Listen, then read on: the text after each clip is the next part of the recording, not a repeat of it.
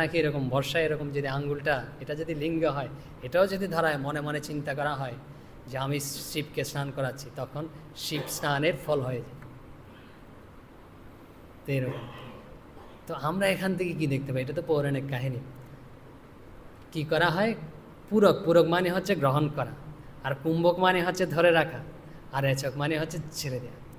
তো আমরা যা কর্ম করি না, তো এটা হচ্ছে আমাদের জন্য কর্মটা দুঃখ হিসেবে রয়েছে, এখানে ছড়িয়ে রয়েছে বিষের মতো।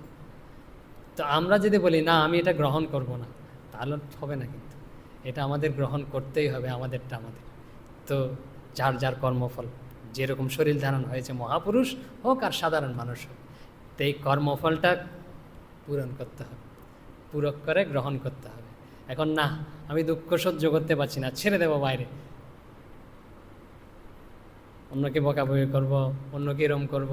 বা আমাদের রাগটা অনেক সময় ছাড়ি না, যে সংসারে যারা রয়েছেন, কেউ এসে কিছু বলে দিল, হয়তো পিতা এসে মাতাকে কিছু বলে দিল, মা কী করে রাগটা কন্যা সন্তানের উপর বা পুত্রের উপর ঝেড়ে দিল।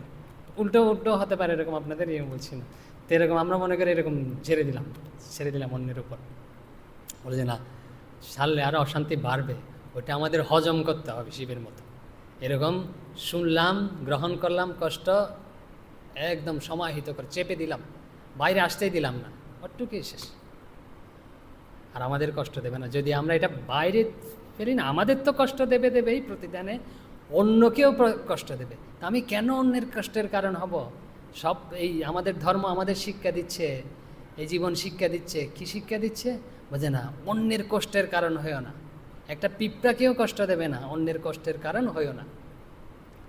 তা আমাদের এরকম হজম করতে হবে। এখন ধরুন, আমরা তো কষ্ট চাই না, বললে হবে কষ্ট? তো কষ্ট না চাইলে কি করতে হবে? ভগবানের নাম এবার শ্বাসের সাথে গ্রহণ করতে হবে, ভগবানের নামই ভিতরে রাখতে হবে, ভগবানের চিন্তাই ভিতরে রাখতে হবে। আর ছাড়তে হবে হচ্ছে হে ভগবানের নামই, পবিত্র কথা, ভগবত প্রসঙ্গ। অন্য কথা, উপনিষদ বলছে, বেদ বলছে অন্য ওয়াচ বিমুচ্যতে, মানে হচ্ছে অন্য কথা বাদ দাও, শুধু ভগবত প্রসঙ্গ করো।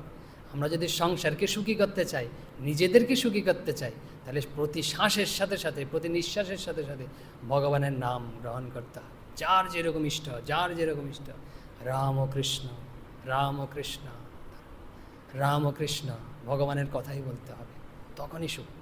নাহলে আমি নিজে তো কষ্ট পাবো, অন্যকেও কষ্টের কারণ হব। তাই ভগবানের নামে আমাদের এই অমৃত স্বরূপ গ্রহণ করে, কুম্ভক করে এবং রেচক করতে হবে। তো বলছিলাম যে